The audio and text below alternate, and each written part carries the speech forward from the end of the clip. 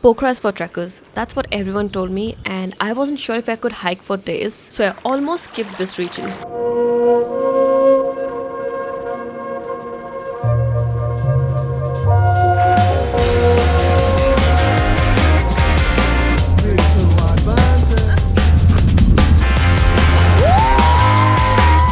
But guess what happened? I ended up staying for 4 days, longer than I had planned, and I realized that Pokhara has its own identity beyond being the gateway to mountains. No, I did not go hiking, but rather I made friends with Deepak, who's a local of Pokhara, and together we explored parts of this region that you will see in no other YouTube video. And no, Pokhara is not just for hikers, it's for anyone who wants to connect with locals, feel the calm of the valley, and still find adventure without a backpack and boots. So let's get back to how I got here. Pokhara.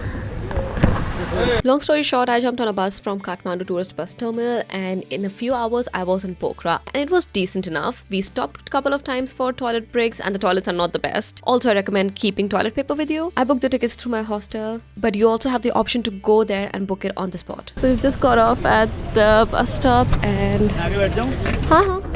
I met a couple more travelers on the bus, and once we reached Pokhara, I booked a taxi through InDrive, and all three of us shared the taxi. For those who are not aware, InDrive is the ride-sharing app in Nepal. Here, I'm staying at Hostel. We are taking the Annapurna cable car today. Say hi to Deepak. We're going to see the sunrise. For Indians, it's round trip 1,000 rupees. For context, Deepak is the owner of Zostel, and a big thanks to him and Zostel Pokhara for sponsoring my stay there. And when I met Deepak the day before, I told him that recommend me places that people miss out on, and he understood the assignment.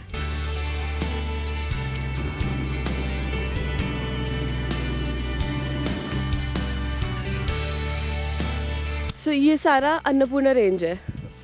This is all Annapurna range. That's Pistol, Mount Pistol.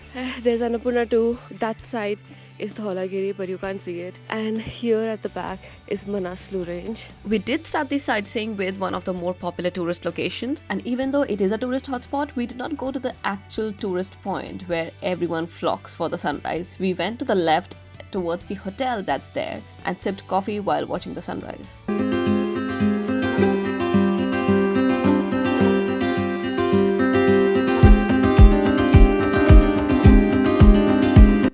The sunrise in Sarangkot, it's worth all the hype. The mountains, the sun, the valley, it all looks so spectacular. And it's so easy to get as well. There's like pretty much no hiking or walking involved. You just get onto the cable car, you come to the top and you see this view. It's so pretty. And this is exactly why I love traveling with locals, because they know the exact spots where you can get the best view without the crowd. Now, if you're thinking that Nepal is just for hikers, then I'm going to show you today that it is not just for hikers. Deepak got me on his bike and he said, I'll show you some parts of Pokhara that only locals know about. Which is exactly how I ended up in a little tea shop in the middle of nowhere, surrounded by just nature and silence. Just exploring some very, very offbeat places. And if you want to do that, you have to come and stay in Zostel. Tell Deepak that you want to do these same things and he's going to take you. The Didi over there just got us some black tea, adrak wali chai. दुईटा चाउचाउ मतलब खाइदिम हामी एउटामा अन्डा हालेर एउटामा अन्डा नहालेर एक में अंडा एक में दो चाव चाव बना दो एक में अंडा एक में no अंडा. Okay, I have realized that Nepali, Hindi and Bengali are so similar that I understand the gist of what everyone is saying. I may not understand like very difficult words, but some of it I completely understand. And Nepali is also written in the same Devanagari script, so I can read Nepali as well. And we have two more people with us. Hello! Hey. And all of us together went to see some parts of Pokhara that get easily missed out because everyone is chasing the popular spots and the real gems are hidden in plain sight. There's no trail, so such a cool place, man. There's literally no one, just us, the waterfall and the pool.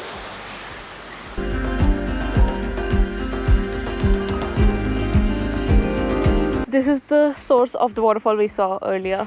Now these are the kind of places you don't find in guidebooks because this is completely untouched. You can literally come here and stay. There's a homestay. क्या नाम था इस village का? Panchase.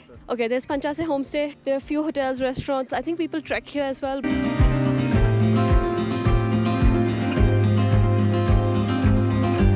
At first sight, Pokhara felt like a stopover town. But when I saw these places and I sat with some local communities just to have a cup of tea, that is when I started seeing Pokhara differently. Most villages here are Gurung villages. You can walk up here or you can like take a bike or a car. But these are these old villages where people are still from the same native community and they still have these traditional houses. They still have their traditional ways of living. We stopped at Panchase for just an hour maybe, for just a cup of tea. But the people there treated us like they had known us for years. The next day started early as well. We jumped on a bike, crossed some suspension bridge, some dirt trails and roads with spectacular views, and reached Fisherman's Restaurant perched on the side of Begnas Lake. Wow. Namaste. Okay, they're making fish right here. I'm gonna try some momo here. But these places you can only find if you know the locals, and that's exactly how I found it as well.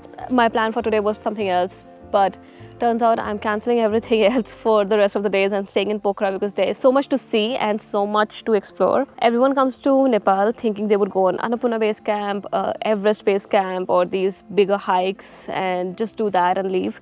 But there are these parts of Nepal which are pretty much not known about, and that's what I want to see.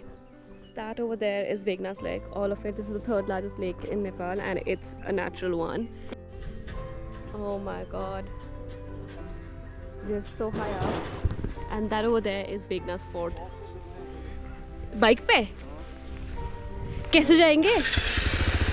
कैसे जाएंगे?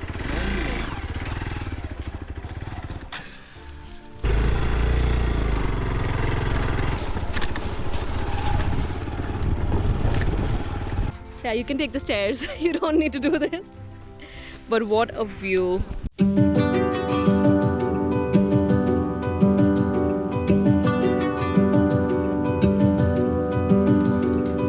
You know, if you look closely right there, here, you can see the snow-capped mountains, and I so wish the clouds were not here. But wow, still, what a view, beautiful view. However, more than the views, what really stayed with me was the people. Everywhere I went, I was welcomed with warmth. Strangers who treated me like family. They would call me Didi, Baini, and sometimes even daughter. And those words weren't just pleasantries, they carried this genuine affection, like they had decided I belonged there. And that sense of belonging changed the way I moved through Nepal. As a woman traveling solo, safety is always on my mind. In India, even the smallest decisions like taking a cab after dark, walking alone, choosing where to sit in a cafe or what to wear can weigh very heavy. I always carry this invisible layer of caution everywhere. But here in Nepal, just across the border, the difference was striking. I felt safe, not in a naive way, but in a way that let me breathe freely, explore without second guessing. That safety gave me a kind of freedom I didn't expect. Nepal wasn't just another destination for me, it had already become a home away from home. I'm again in Sarangkot, going for Zipline by Highground Adventures, because this is the world's tallest and steepest zipline. But do you want to see the view I'm gonna do it with? My life. Are you kidding me? This is what was hiding behind the clouds.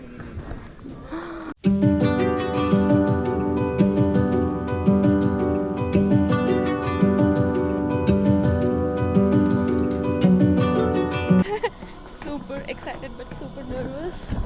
This is the world's steepest zip line. What am I doing here? During the ride, please don't move in harness chair, mom. This is your perfect sitting position. Basically, you have to take care only 5 things. So I'm going to repeat you again. First, after the store, please bend your knee, but keep your legs wider all the way down. Okay. Number second, if you see waving yellow flag at landing time, then pull down the spring very hardly from above this knot. Okay. Number third, if you get stuck somewhere, if you get completely blocked somewhere, then continue pull down the shoelace until you reach at landing. If you get blocked somewhere only, on this blockage, please don't touch this. Number 4, due to the wind, if you start to spin somewhere, then stretch out this strap. Okay. And fifth and last, please don't move in harness. So that's all. Okay. Let's go. Okay. Now it's came out? Yeah. Okay. Again, have a nice one. 5. Thank you. 4. What are you? Band uni, what we are.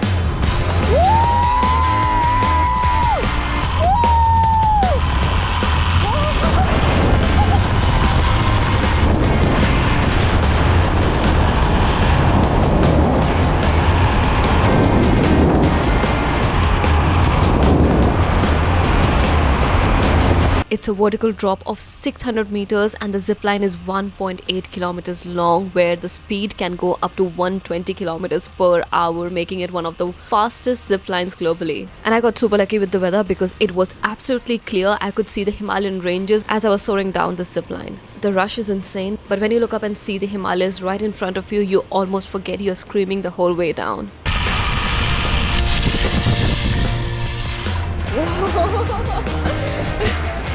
Very, very good.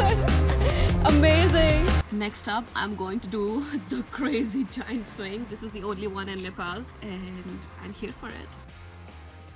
I've done zip lines before, but I have never done a giant swing, so I had no idea what to expect. This is scary.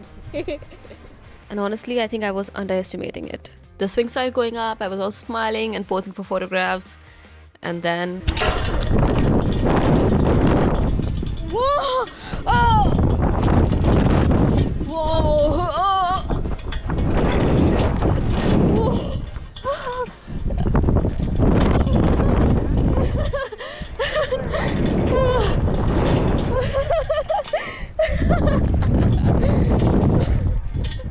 I was not expecting that. What the fuck?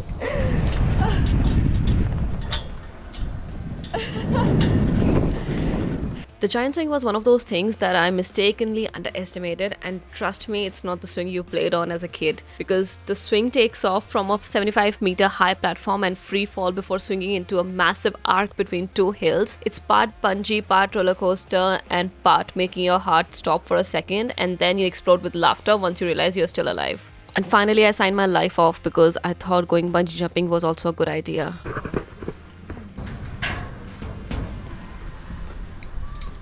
My heart rate's so fast right now. To be straight. Yes, like that. Okay. So you have to jump like this way, okay? Okay. Ready, ma'am? Yeah. No. Good morning. Welcome to Nepal's first tower and Sar Bungee Pokhara. What's your good name, ma'am? Akanksha. Okay, where are you from? India. Okay, you did the zipline and you did the swing. Now you want to do bungee. Yeah. What's your YouTube channel? What's next, AV? Okay. So how are you feeling right now? I'm super scared, but I'm super excited. Yes. Okay, ma'am. Okay, everybody. It's all secure, right? Yes. Everybody subscribe her, like her. Oh, Okay, no worries, okay? wait. Go slowly. Hang on. Look at the GoPro, okay? We'll make a jump, okay? Go slowly, Oh. slowly. Wait, my heartbeat is very fast right now. Don't worry, you'll be fine, okay? Yeah. Look, nice. Okay. Straight, okay? Your hand a little bit down, like this way. Ready, ma'am? Yeah. Okay, let's count. 5, 4, 3, 2, 1, bungee.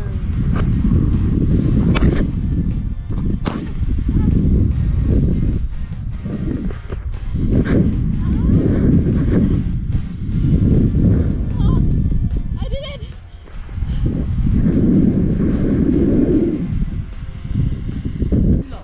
Pull up. Okay, pulled up.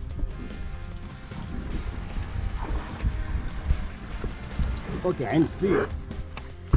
The first time? First time. Okay, bye-bye. Had a lot of fun. Thank you. Thank you so much. Oh my gosh, that was something. I did it! And I would definitely do it again. But I had to do one final thing before we end the day, and that was go on an ATV adventure. Vivek? Yeah. Vivek. He's going to be my rider for today because I want to capture. Hello. I'll be sitting at the back and doing this one with Highground Adventures Nepal as well. This is the only company that provides ATV here.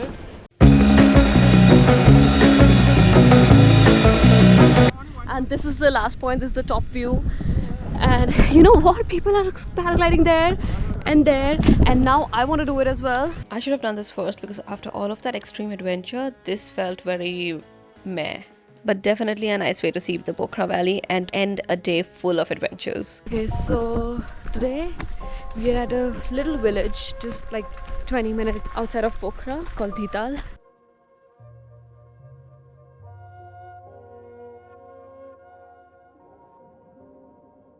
Dhital is also a Gurung village, and at first sight it looked like something literally out of a postcard. I'd heard a lot about Kandrok and Dhampus, which are the more famous Gurung villages, but I wanted to visit a village that is not that common with tourists. Uncle and auntie welcomed me very warmly, showed me around their house and also how they made Raksi, which is a local liquor of this region. Raksi ban raha hai. Wow.